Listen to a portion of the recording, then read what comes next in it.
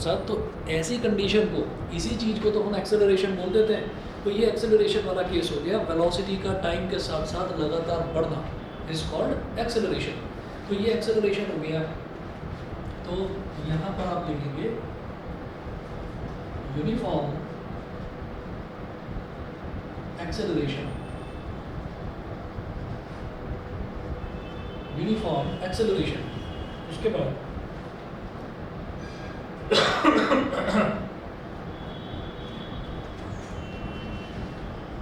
फिर आप लिखेंगे कि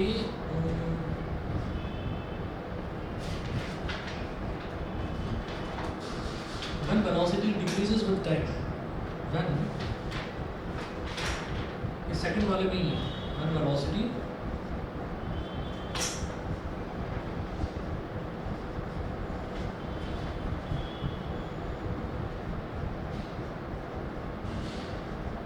decreases with time, ब्रैकेट में लिखिएगा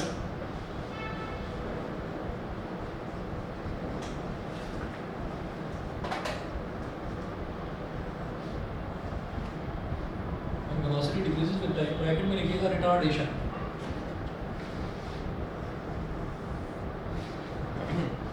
रिटार्डेशन, तो इसका ग्राफ बनाइएगा।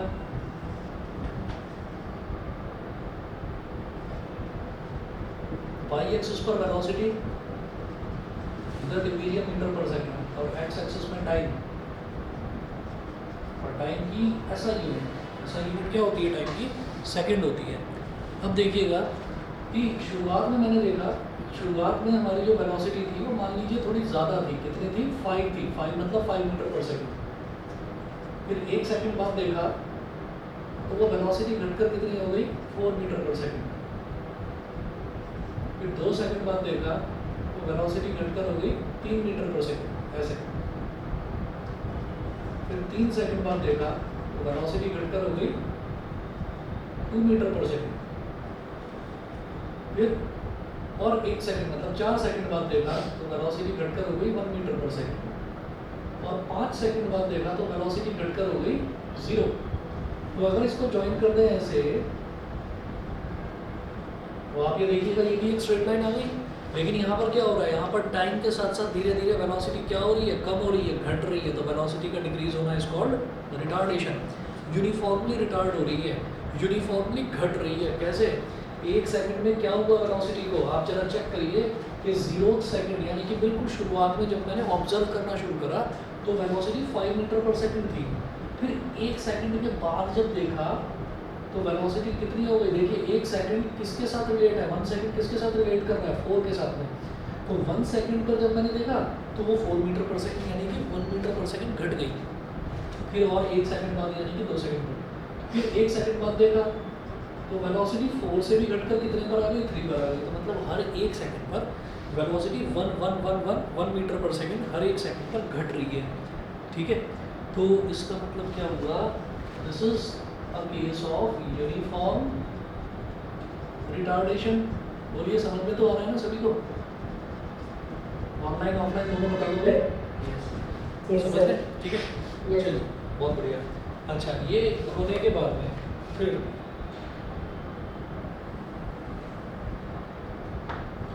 फिर क्या है कि स्पीड टाइम ग्राफ, तो ये ग्राफ आप बनाएंगे।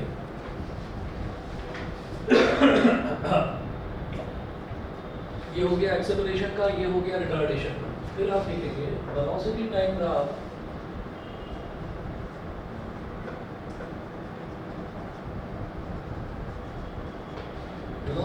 Graph of a body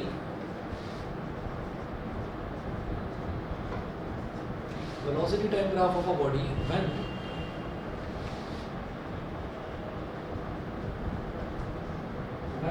initial velocity time graph of a body when initial velocity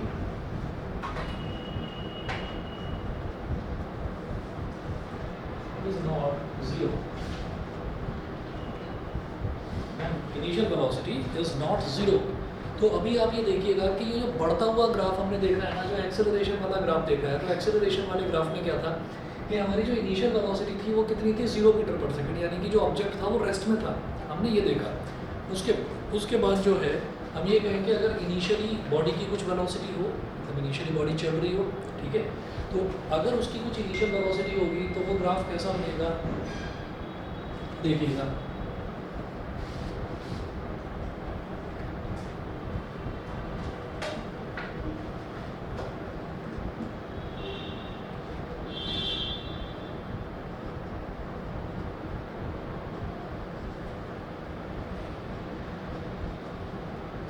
initially यानी कि जब 0 सेकंड पर बिल्कुल शुरुआत में उसकी वेलोसिटी मान लीजिए इतनी थी, 2 मीटर पर सेकंड, और फिर धीरे धीरे उसकी वेलोसिटी ऐसे बढ़ती चली गई, ठीक है।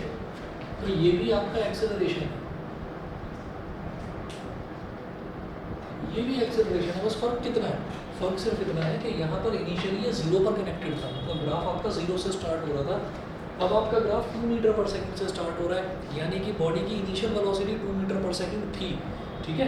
तो इसका मतलब क्या हुआ कि हमारे पास जब भी कभी अगर बढ़ती हुई स्पीड का ग्राफ आएगा और इनिशियल स्पीड 0 होगी तो वो ग्राफ हमेशा ऐसा बनेगा, स्ट्रेट लाइन, ठीक है, स्टार्टिंग फ्रॉम ओरिजिन, यानी कि starting from 0, straight line graph with inclining slope, मतलब बढ़ता हुआ स्लोप होगा, ऐसे ऊपर की तरफ जाता हुआ स्लोप होगा और वो 0 से स्टार्ट होगा। इसी तरीके से एक्सेलरेशन का दूसरा ग्राफ कि अगर हमारी जो इनिशियल वेलोसिटी है, अगर हमारी इनिशियल वेलोसिटी 0 ना हो, इनिशियल वेलोसिटी कुछ हो, जैसे ये 2 मीटर पर सेकंड है, तो यहाँ से भी बढ़ता हुआ ग्राफ यानी कि इंक्लाइनिंग स्लोप वाला ग्राफ, तो ये एक्सेलरेशन है। फिर अगर घटते हुए ग्राफ की बात करें कि अगर इस तरीके से डिक्लाइन हो रहा है तो दिस इज कॉल्ड रिटार्डेशन, ठीक है, समझ में आ गया। चलिए जी आगे चलते हैं, आगे थर्ड केस लिखिएगा, speed time graph, third case,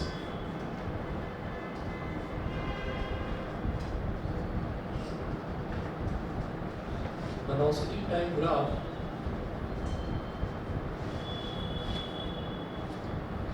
when velocity changes at a non-uniform rate,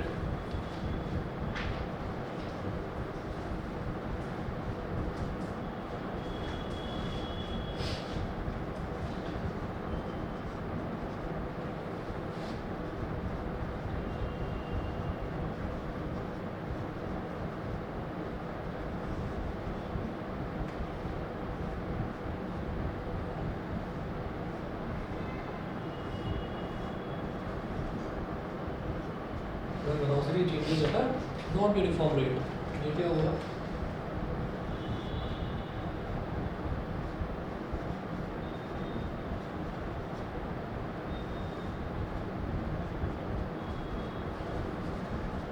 ये स्टैंडर्ड ग्राफ्स होते हैं, ये इसी तरीके के ग्राफ बनेंगे, ऐसा नहीं है कि बार बार ग्राफ चेंज होगा, चेंज होगा तो उस पर फिर क्वेश्चंस बनेंगे, कैसे क्वेश्चंस बनेंगे वो मैं आपको बताऊंगा, करवाऊंगा अभी क्वेश्चंस। तो वेलोसिटी टाइम ग्राफ में वेलोसिटी चेंजेस अगर नॉन यूनिफॉर्म रेट, तो वेलोसिटी जब नॉन यूनिफॉर्म रेट पर चेंज होती है तो मतलब वेलोसिटी ऐसे बढ़ रही है, इस तरह से मान लीजिए ऐसे हो रही है, तो वो स्ट्रेट लाइन नहीं होगी, वो स्ट्रेट लाइन नहीं होगी, वो कर्व्ड लाइन होगी। अच्छा, अब इसको नॉन यूनिफॉर्म रेट पर ये बढ़ रही है, ये हम कैसे देख सकते हैं, आप ये देखिएगा कि शुरुआत में 0 सेकंड पर तो वेलोसिटी 0 ही थी, फिर मैंने बात करी 1 सेकंड की, तो 1 सेकंड पर वेलोसिटी लगभग कितनी हो गई, 0.5 बोल दो, 0.5 मीटर पर सेकंड। फिर 2 सेकंड की बात करी, तो 2 सेकंड में थोड़ा सा गैप ज़्यादा बढ़ गया, तो ये 1.5 बोल सकते हैं इसको। फिर 3 सेकंड की बात करते हैं, तो 3 सेकंड में आप ये देखिए कितनी हो गई, ये 4 हो गई। फिर 4 सेकंड की बात करते हैं, इधर 4 सेकंड, 4 सेकंड में वेलोसिटी जो है वो बढ़कर हो गई 6। तो हम ये कहेंगे कि इसका ना कोई एक यूनिफॉर्म रेट नहीं चल रहा है कोई यूनिफॉर्म रेट नहीं चल रहा है।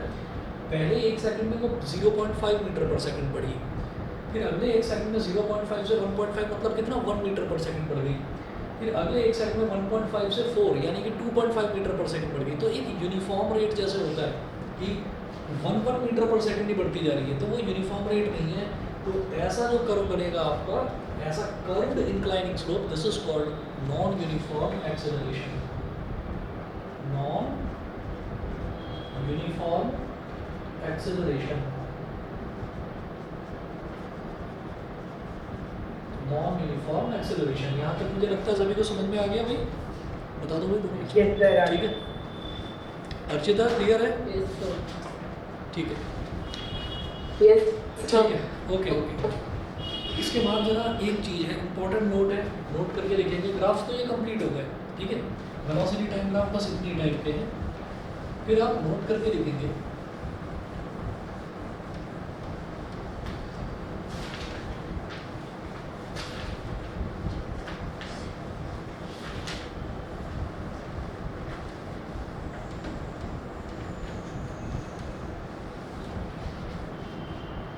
Sir, note it, please. हाँ, आप लिखेंगे note.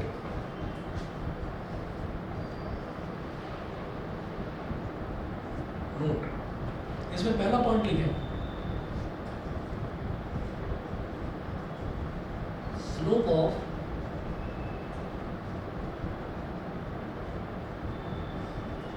Distance time graph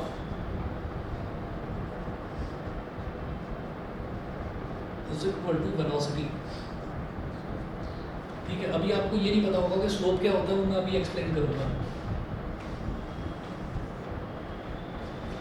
second, slope of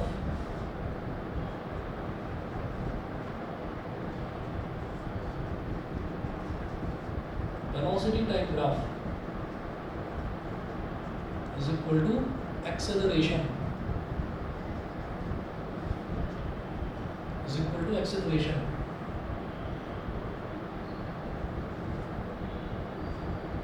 और स्लैश करके लिख लो रिटार्डेशन। रिटार्डेशन भी होता है, वो हम बता देंगे कैसे होता है। क्वेश्चंस देखेंगे अभी इसके ग्राफिकल रिप्रेजेंटेशन ऑफ मोशन पे क्वेश्चंस आते हैं, न्यूमेरिकल आते हैं, मैं बताऊंगा अभी कैसे होता है। थर्ड है area under velocity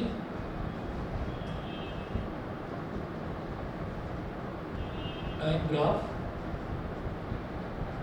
gives is equal to displacement। इससे डिस्प्लेसमेंट निकलता है। ठीक, अब हमारे लिए एक नया कॉन्सेप्ट आया स्लोप। हम स्लोप तो जानते हैं क्या है, यहाँ से नीचे से ऊपर की तरफ हम बढ़ रहे हैं तो this is not a straight line, this is a sloped line. तो ये स्लोप है, ये ऊपर से नीचे आती हुई लाइन, तो this is also a slope. ठीक है, अच्छा इसको स्लोप नहीं बोल सकता मैं, क्योंकि ये कर्व लाइन है, तो इसको मैं स्लोप नहीं बोल सकता। स्लोप क्या होता है, या तो स्ट्रेट आप ऊपर से नीचे आ रहे हैं या स्ट्रेट आप नीचे से ऊपर जा रहे हैं। तो ये दो तरीके के स्लोप होते हैं, इनका इंक्लाइनिंग स्लोप या फिर declining slope.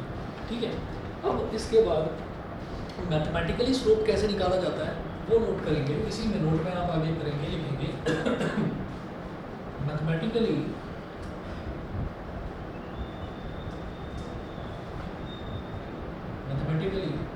slope is equal to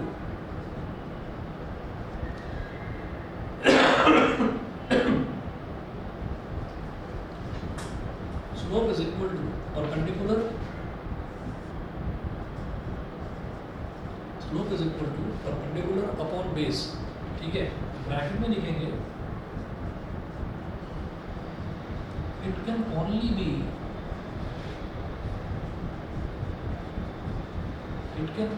calculated in a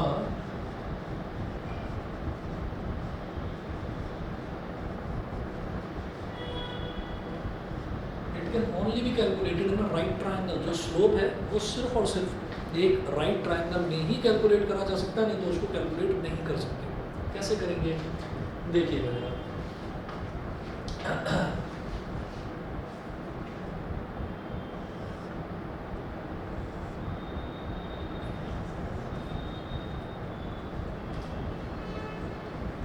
ये हमने एक राइट ट्रायंगल बना लिया, तो ये 90 डिग्री का एंगल बन रहा है।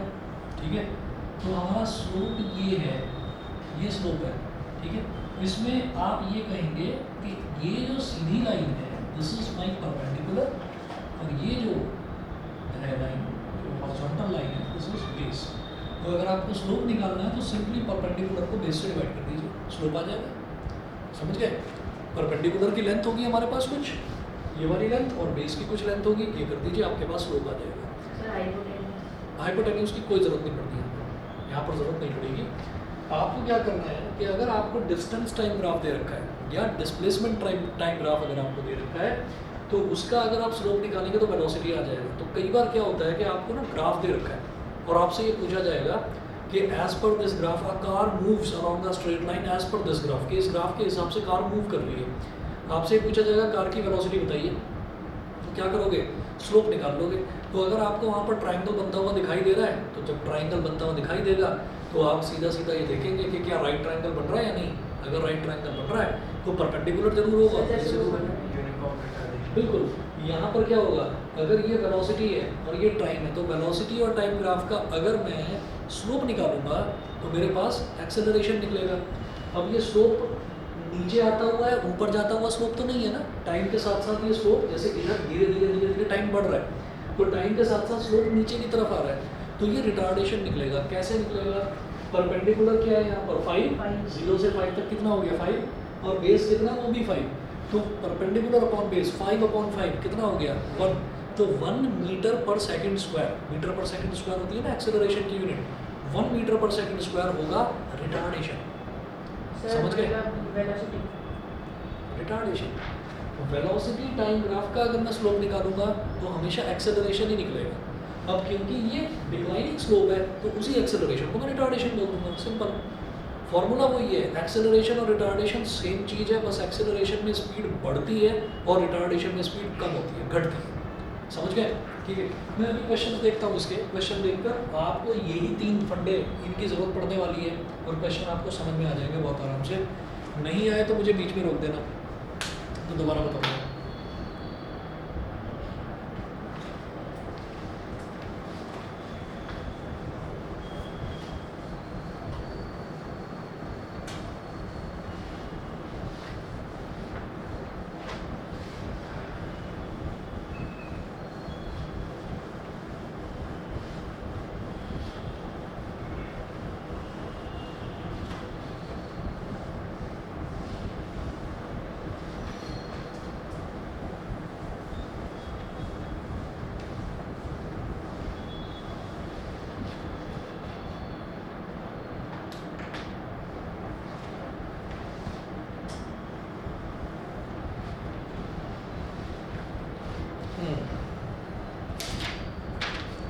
क्वेश्चन नोट कीजिएगा, study the speed time graph of a body.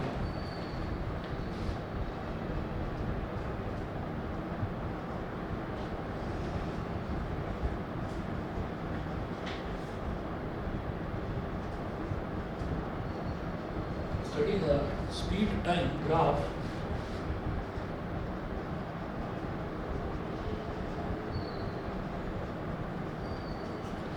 the speed time graph of a body given here and answer the following questions.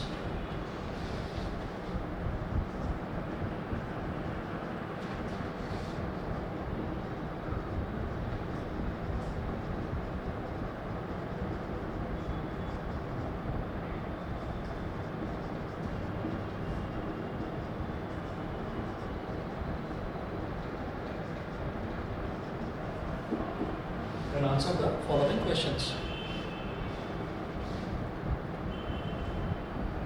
A है, what type of motion is represented by OA? Sir graph बनाने के question आ सकते हैं। बिल्कुल।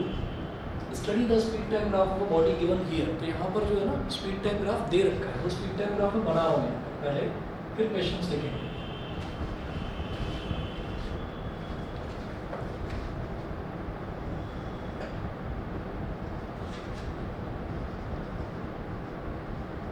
Y axis पर speed है and speed is in meter per second.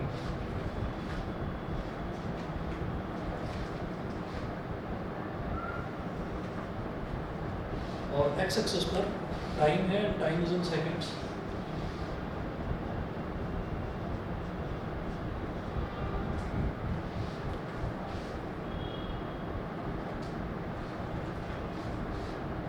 Zero, 1, 2, 3, 4, 5, 6 और इधर है 4।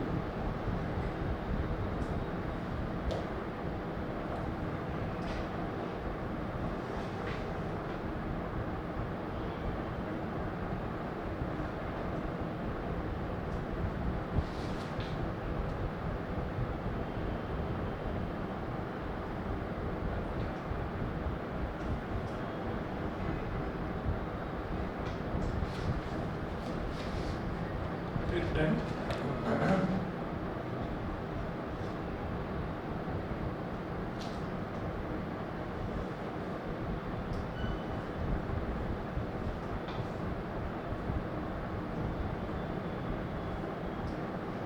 ये हो गया 4 से 10 और फिर उसके बाद में हो गया 16, यहाँ तक ले रखा है 16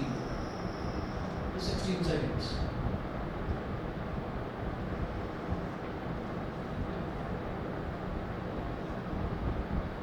अब देखिएगा इसका ना नेमिंग भी करी हुई है ग्राफ की ओ ए बी सी। ओ मतलब 0, ए बी सी और इधर दे रखा है ये वाला point D, this point is D and this point is E, D E, ये दे रखा है। ठीक है, अब नोट कीजिएगा what type of motion is represented by O A. इसमें इस क्वेश्चन के 6 पार्ट्स हैं, तो ए पार्ट है what type of motion is represented by O A.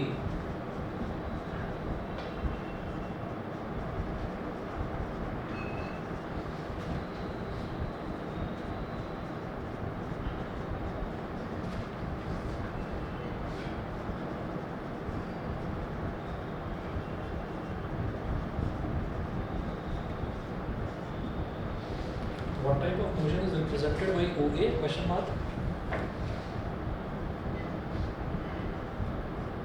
B part है. What type of motion is represented by AB?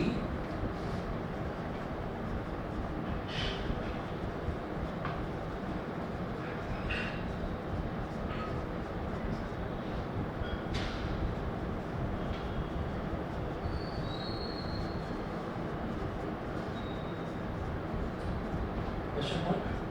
C part है. What type of motion is represented by BC?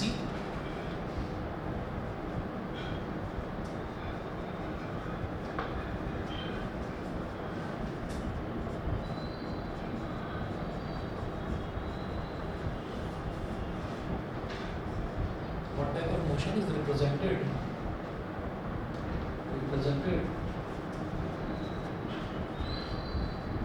by BC? D है find out the acceleration of the body.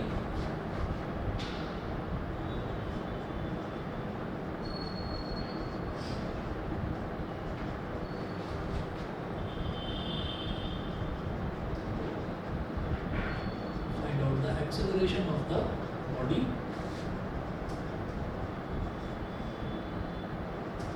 E part है calculate the retardation of the body.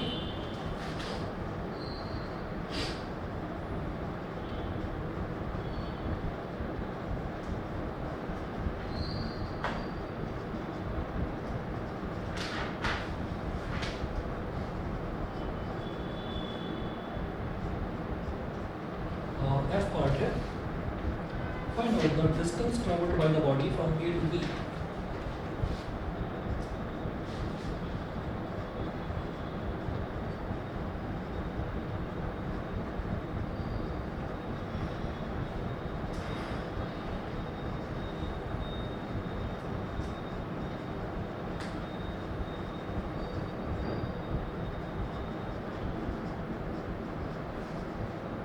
Body from A to B. अब देखिएगा आपको कोई data नहीं दे रखा है, आपको सिर्फ और सिर्फ ग्राफ दे रखा है। ग्राफ की हेल्प से आपको ये सारे क्वेश्चंस का आंसर दे दें। ठीक है, तो देखिएगा किस तरीके से इसको करेंगे हम।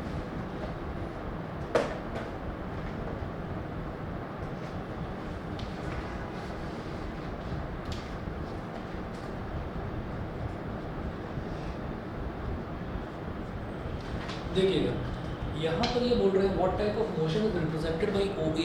खुद ही बताइए क्या होगा, ओ से लेकर ए तक मोशन क्या होगा। ये स्पीड है, स्पीड मतलब वेलोसिटी मान लीजिए। बहुत बढ़िया, एक्सेलरेशन। तो ए पार्ट में आप बोलेंगे यूनिफॉर्म एक्सीलरेशन। यूनिफॉर्म एक्सेलरेशन लिख लीजिए। हाँ क्योंकि सर रिटार्डेशन भी एक्सीलरेशन ही होता है। बिल्कुल बिल्कुल, तो आप लिख लीजिएगा यूनिफॉर्म एक्सेलरेशन। बता दीजिए भाई, ऑनलाइन वाले दोनों बच्चों को क्लियर है? Yes sir. ठीक है, ये हो गया यूनिफॉर्म एक्सेलरेशन। ठीक है, उसके बाद B part what type of motion is represented by A B, तो ए से बी कांस्टेंट क्या कांस्टेंट कांस्टेंट कांस्टेंट वेलोसिटी, क्योंकि वेलोसिटी यहाँ से यहाँ तक बढ़ ही नहीं रही है ना, तो कांस्टेंट वेलोसिटी या फिर यूनिफॉर्म वेलोसिटी, वेलोसिटी बढ़ नहीं रही है तो that is called uniform velocity. समझ रहे हैं? बी पार्ट है यूनिफॉर्म, यूनिफॉर्म और कांस्टेंट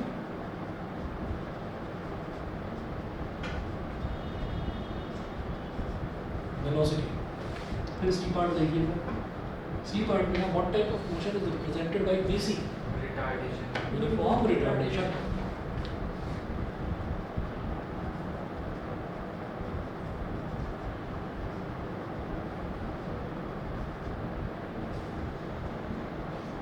यूनिफॉर्म रिटार्डेशन। फिर D part, find out the acceleration of the body. अब मेरे को एक्सेलरेशन निकालना है, तो एक्सेलरेशन हो कहाँ पर रहा है? एक्सेलरेशन जो है एक्सेलरेशन O से A तक एक्सेलरेशन हो रहा है, तो वेलोसिटी टाइम ग्राफ है, वेलोसिटी टाइम ग्राफ का अगर मैं स्लोप निकालता हूँ, slope of velocity time graph gives me the acceleration. ठीक है, तो हम यहाँ पर क्या करेंगे, एक्सेलरेशन इज इक्वल टू आप लिखेंगे स्लोप ऑफ OA, क्योंकि देखिए पूरा जो इसका मोशन है ना, पूरा जो मोशन है, पूरे मोशन में एक जैसा ही अगर एक्सेलरेशन ही हो रहा होता या एक जैसा ही मोशन होता तब तो मैं कह देता कि स्लोप ऑफ दिस ग्राफ। पर क्या है, ये ग्राफ भी 3 पार्ट्स में डिवाइडेड है। पहले एक स्कूटर है, वो स्कूटर वाला है या कोई कार वाला है, वो अपनी स्पीड को धीरे धीरे धीरे धीरे धीरे धीरे बढ़ाता है, बढ़ाने के बाद में फिर वो थोड़ी देर के लिए 4 सेकंड से 10 सेकंड तक फिर वो अपनी स्पीड को कांस्टेंट कर लेता है, और फिर उसके बाद वो क्या करता है, धीरे धीरे ब्रेक्स लगाने शुरू करता है। तो ब्रेक्स लगाता है अल्टीमेटली 10 से 16 सेकंड के बीच में वो अल्टीमेटली रुक जाता है, फाइनली रुक जाता है। बिल्कुल नीचे आने का मतलब क्या है, जीरो के ठीक एग्जैक्टली सामने आने का मतलब क्या है कि उसकी वेलोसिटी कितनी हो गई, 0 मीटर पर सेकंड, मतलब वो रुक चुका है। समझ गए मेरी बात? ठीक है, तो अब आप ये देखिएगा कि एक्सेलरेशन कहाँ हो रहा है, O से लेकर A तक, तो मुझे OA का स्लोप निकालना है। तो आप ये देखिए OA की हेल्प से कोई राइट ट्राइंगल बन रहा है, हमने कहा यस बन रहा है, राइट ट्राइंगल बन रहा है। तो राइट ट्राइंगल का स्लोप क्या होता है, परपेंडिकुलर अपॉन बेस, परपेंडिकुलर 6 0 से लेकर 6 तक परपेंडिकुलर और 0 से लेकर 4 तक बेस। परपेंडिकुलर अपॉन बेस, और फिर अगले स्टेप में हमें स्टेप वाइज करने हैं क्वेश्चंस। ये भी के सीधा लिख दिया, ठीक है, हमें इस तरीके से एक्सप्लेन करना है जैसे कि हम टीचर को समझा रहे हैं, जो हमारा एग्जामिनर है कॉपी चेक करने वाला। तो परपेंडिकुलर क्या है, यहाँ पर परपेंडिकुलर है AD, तो लिखेंगे पहले यहाँ पर AD, सीधा वैल्यू मत डाल देना, पहले स्टेप बाय स्टेप लिखना है। तो परपेंडिकुलर कितना है AD और बेस कितना है OD, बेस है OD, अब वैल्यू लिख लीजिए दोनों की। तो AD कितना हो गया 0 से 6 तक, कितना 6, OD कितना हो गया 0 से 4 तक, मतलब 4, बिल्कुल सही।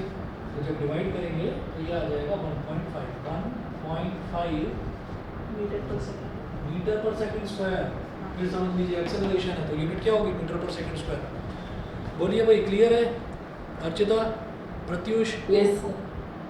ठीक है, चलिए जी आगे चलता हूँ। फिर अगला पार्ट देखिएगा इसका, calculate the retardation of the body, E part.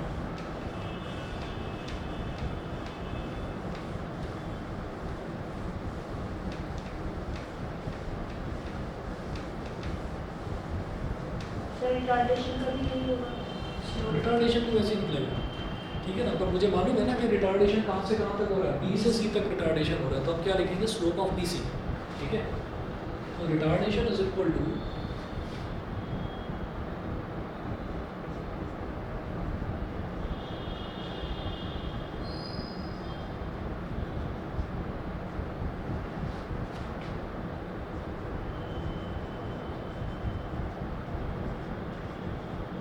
Slope of BC।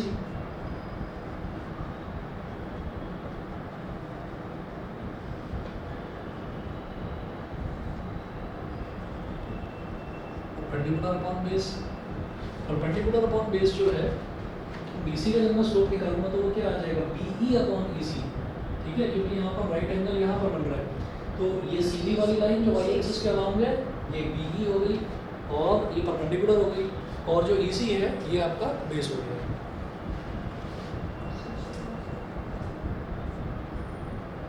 हाँ जी, BE बताइए कितना है? 6 6। और EC बोलिए कितना है? 6 6। कैसे पता चला? 10 minus 16 16 और 16 16 minus 10, minus 10 ठीक है। तो 16 minus 10 कितना हो गया? 6 हो गया। तो 6 × 6, 6 × 6 क्या हो गया? 1 meter 1 second square metre per second square, ठीक है। तो ये सर- रिटार्डेशन हो गया। हाँ जी बोलिए बेटा। Sir -1 meter per second. अब सुनिएगा, बहुत अच्छी चीज़ पूछी है। अगर आप लिखेंगे एक्सेलरेशन, है ना, अगर आप लिखेंगे एक्सेलरेशन तो आपको लिखना होगा -1 मीटर पर सेकंड स्क्वायर। अगर आप पहले से ही रिटार्डेशन लिख रहे हैं तो फिर नेगेटिव साइन लगाने की जरूरत नहीं है। समझ गए मेरी बात? सर एक्सेलरेशन पॉजिटिव की होती है तो उसमें -9 की। एक्सेलरेशन तो पॉजिटिव होता है, लेकिन अगर एक्सेलरेशन नेगेटिव है, अगर एक्सेलरेशन नेगेटिव है तो उसको आप या तो आप लिखिए acceleration is equal to -1 meter per second square, और अगर आप रिटार्डेशन लिख रहे हैं तो फिर नेगेटिव साइन मत लगाओ। समझ गए मेरी बात? सर नेगेटिव एक्सेलरेशन भी रिटार्डेशन भी होती है। यस, नेगेटिव एक्सेलरेशन को ही हम रिटार्डेशन बोलते हैं। हम एक्सेलरेशन को नेगेटिव कहाँ लेते हैं? जैसे मान लीजिए हमारी ये इक्वेशन है v is equal to u plus T, और वहाँ पर एक्सेलरेशन ना होकर रिटार्डेशन हो रहा है, तो उसमें मान लीजिए रिटार्डेशन दे रखा है 3 मीटर पर सेकंड स्क्वायर, तो वहाँ पर आप एक्सेलरेशन की जगह 3 मीटर पर सेकंड स्क्वायर मतलब -3 मीटर पर सेकंड स्क्वायर लेंगे। अगर एक्सेलरेशन लिखते हैं ना और हो रहा है एक्चुअल में रिटार्डेशन, तो a इज इक्वल टू -3 लिखोगे, ठीक। लेकिन यहाँ पर मैं पहले से रिटार्डेशन लिख रहा हूँ तो फिर माइनस साइन लगाने की जरूरत नहीं है, क्योंकि सर उधर ऑलरेडी क्योंकि मैं ऑलरेडी बोल चुका हूँ कि वो रिटार्डेशन है। अगर मैं कहता कि एक्सेलरेशन इज इक्वल टू -1, है ना, तो वो ठीक था, वो ठीक था।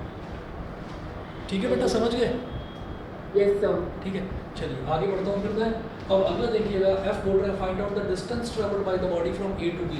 तो A से B तक जाने में बॉडी ने कितना डिस्टेंस ट्रेवल करा। तो जब हमारे पास वेलोसिटी टाइम ग्राफ आता है और उसमें मुझे डिस्टेंस या डिस्प्लेसमेंट निकालना होता है, तो हमें क्या करना होता है कि area under velocity time graph, area under मतलब वो A से B तक बोल रहे हैं, तो A से B के नीचे नीचे का एरिया निकाल लो। इसको शेड कर रहा हूँ मैं।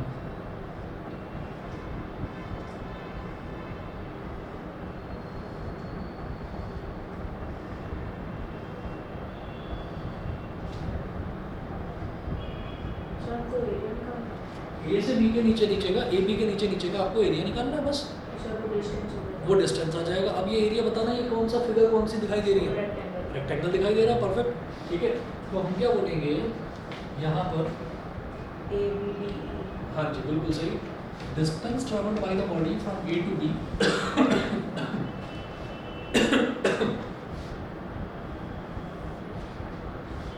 F पार्ट में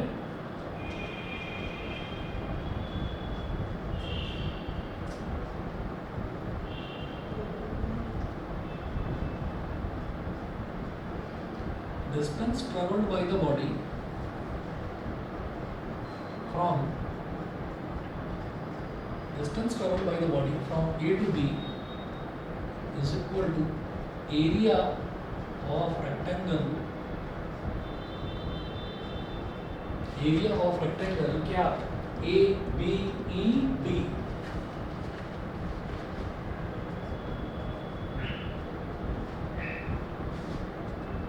ABED, हाँ जी।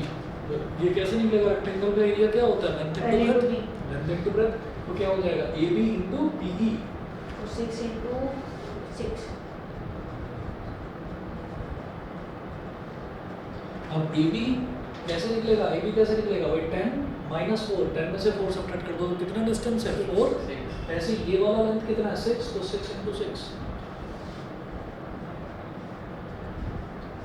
36 मीटर, क्योंकि अब डिस्टेंस की बात करी जा रही है तो डिस्टेंस की यूनिट मीटर पर सेकंड मत लिख देना, मीटर स्क्वायर मीटर, बस मीटर। भाई आपको डिस्टेंस निकालना है, तरीका क्या था? एरिया निकालने वाला, है ना। तो अब वो मीटर स्क्वायर नहीं होगा। रट तो नहीं रहे हो इस चीज़ को? चलो फिर भी बताता हूँ, बहुत अच्छी चीज़ बताता हूँ। हमें एरिया निकालना होता है रेक्टेंगल का। नॉर्मली रेक्टेंगल का जब मुझे एरिया निकालना होता है तो कैसे करते हैं? ये मान लीजिए 5 मीटर दे रखी है लेंथ, ठीक है, और जो ब्रेथ है, ब्रेथ मान लीजिए कितनी दे रखी है? 3 मीटर। तो जब एरिया निकालते हैं, एरिया किस तरीके से निकालते हैं हमेशा याद रखना। कि जब भी कोई डायमेंशन मल्टीप्लाई हो रही है तो अकेला डायमेंशन मल्टीप्लाई नहीं हो रही, उसकी यूनिट भी मल्टीप्लाई हो रही है। डायमेंशन मतलब कोई भी चीज़, लेंथ है या ब्रेथ है, तो मैं लेंथ इंटू ब्रेथ करता हूँ, तो मैं लिखूँगा लेंथ इंटू ब्रेथ। ठीक है, तो लेंथ इंटू ब्रेथ का मतलब 5 मीटर इंटू 3 मीटर। ठीक है, तो बचपन में सिखाने का तरीका जो है वो शुरुआत से सारी चीज़ें धीरे धीरे करके बताई जाती हैं। ठीक है, एक साथ सारी चीज़ें नहीं बताई जाती। तो शुरुआत में आपको ये बता दिया गया कि जो यूनिट होती है एरिया की वो मीटर स्क्वायर होती है। आई कैसे, लेंथ क्या था वो 5 मीटर था, ब्रेथ क्या था वो 3 मीटर था। तो आप जो इसका मैग्नीट्यूड है, मैग्नीट्यूड मतलब वैल्यू, तो 5 और 3 इन दोनों को मल्टीप्लाई कर दोगे तो 5 3 सा 15 हो गया। ठीक है, तो ये तो हो गया 15, और मीटर को मीटर से, m को m से जब मल्टीप्लाई करेंगे तो क्या हो जाएगा m स्क्वायर, इस वजह से हो गया मीटर स्क्वायर। समझ गए कहानी। अब इस कहानी पर आ जाओ। यहाँ पर क्या है कि ये जो 6 है ये AB है, तो AB जो है आप x एक्सिस के अलाउंड ले रहे हो, तो x एक्सिस के अलाउंड यूनिट क्या है, सेकंड है ना, तो इसको लिखो 6 सेकंड मल्टीप्लाई बाई, अब BE की बात कर रहे हैं तो BE क्या है, y एक्सिस के अलाउंड, तो y एक्सिस के अलाउंड ये 6 क्या है, मीटर पर सेकंड। ठीक है, तो इंटू 6 मीटर पर सेकंड। अब शायद समझ में आ गया होगा, सेकंड बहुत बढ़िया। तो 6 इंटू 6 क्या हो गया, 36, और second into metre per second, second into metre per second, second से सेकंड कट गया, क्या बचा, मीटर। तो 36 मीटर इस तरह से आया। ठीक है, तो कभी भी ऐसा हो जाए कि आप किसी की भी यूनिट भूल जाएं और फॉर्मूला आपको याद हो, तो यूनिट बड़े आराम से, हाँ गीले हो गए तो थोड़ी बैठे। ठीक है, तो आज फिर इतना ही कर लेते हैं, बाकी कल देखते हैं।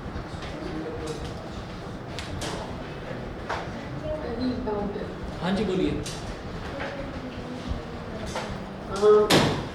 सर अगर मैं O to C का डिस्टेंस निकालूँ तो वो 0 मीटर पर सेकंड आएगा। O से C तक का, O से C तक का पूरा जो है वो 16 हो गया। अच्छा, O से C तक का डिस्टेंस अगर निकालना है, बहुत बढ़िया पूछा आपने। O से C तक का अगर डिस्टेंस निकालना है तो बेटा यहाँ से यहाँ तक वाला ये क्या हो जाएगा, ट्राइंगल, तो हाफ बेस इनटू हाइट। ठीक है, और ये वाला भी ट्राइंगल, तो हाफ बेस इनटू हाइट, तो ये ट्राइंगल और ये रेक्टेंगल, तीनों का एरिया ऐड कर दो, टोटल डिस्टेंस आ जाएगा। सर D और E के लिए ऐसे प्रोसेस। दोबारा बोलिए क्या। सर OC का मिलकर तीनों का एरिया ऐड करके निकलेगा, एंड अगर ये E to E का डिस्टेंस निकाल दो तो वो डिस्टेंस है D से E तक का, यस सर। हाँ D से E तक का भी तो यही हो गया ना, जो A से B तक का है, सेम ही तो हो गया। ओके, ट्रेपेजियम का फॉर्मूला बना सकते हैं, एक ही बात। क्या होता है ट्रेपेजियम का फॉर्मूला,